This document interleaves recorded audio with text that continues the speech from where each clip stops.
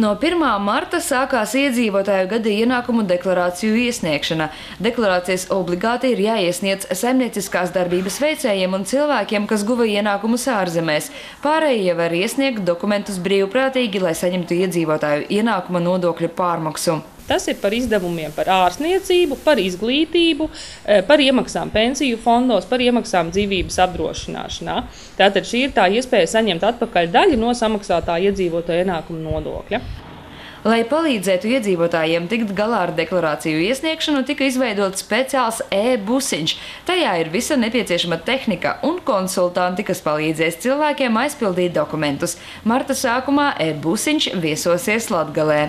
Šo gada ienākumu deklarāciju, tāpat kā arī daudzas citas, praktiski visas deklarācijas, jau vairākus gadus var iesniegt arī elektroniski, izmantojot valsts ieņēmuma dienesta elektroniskās deklarēšanas sistēmu, kas nozīmē, ka tātad vairs nav jānāk uz klienta apkalpošanas centru, nav varbūt jāpatērē šis laiks rindā.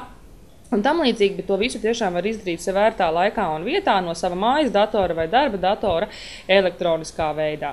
Dati par iemaksām pensiju fondos un dzīves apdrošināšanu jau būs ierakstīti datu bāzē, par to nevajag uztraukties. Čekus nepieciešams vai nu noskenēt vai vienkārši nofotografēt un pielikt klāt deklarācijai. To visu arī varēs izdarīt VID e-busiņā. Tātad personas lūdzam ņemt līdzi personu apliecinošu dokumentu.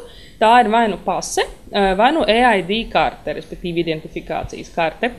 Tad noteikti ir jāņem līdzi arī šie attaisnojuma dokumenti paši, tātad čeki, kvītis, internetbankas izdrukas vai kāds cits dokuments, kas apliecina, ka jūs esat veicis maksājumu par ārstēšanos, par izglītošanos, par, teiksim, un tām lietām.